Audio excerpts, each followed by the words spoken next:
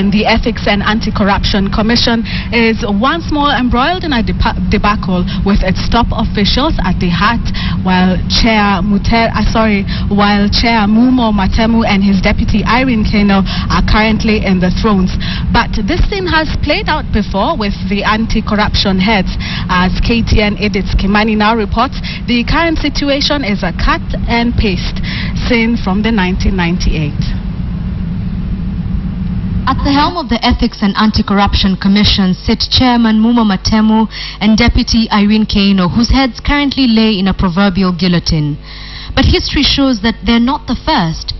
History also reveals that not a single head in the history of Kenya's anti-corruption bodies has served to full term.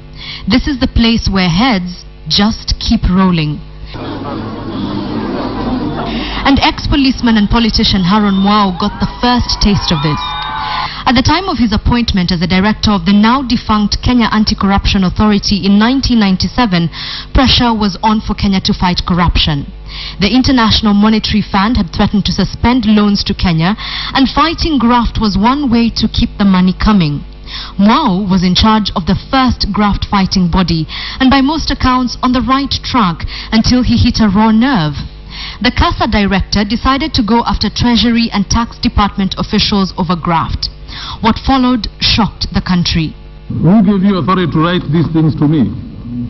The Attorney General would take over the case, terminate it, and a few days later, Mwau would be suspended from office and a tribunal formed to look into the, quote, proper performance of the functions of the director of CASA.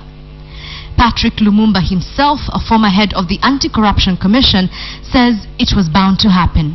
When you begin to discharge the mandate which is assigned to you in accordance with the law, the lords of impunity, the children of darkness, gang up and they remove you. And the tragedy is that the Kenyan population is never outraged. 2 years after its formation, CASA would get a new director in Aaron Ringera, who moved with lightning speed.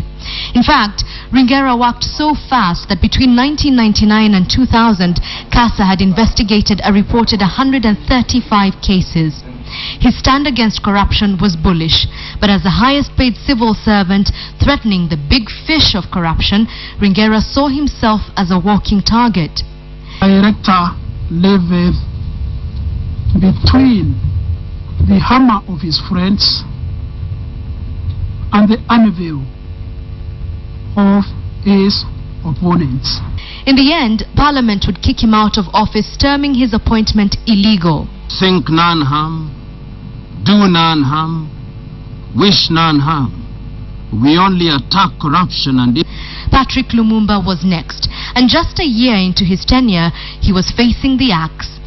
The Ethics and Anti-Corruption Commission was coming into effect as envisioned by the Constitution, and the big talker had to step aside. At the time of his exit, CAS had launched a probe into the management of the constituency development funds and opened graft cases against then Water Minister Charity Ngilu, former Industrialization Minister Henry Koskei, former Education Minister Sam Ongeri, and former Runyenjes MP Cecily Mbarire. The fate of Matemu and Kano now rests with a tribunal looking into allegations against them. Should they survive the tribunal, then they will make history. But if they don't, it will simply be a case of history repeating itself. Edith Kimani, KTN.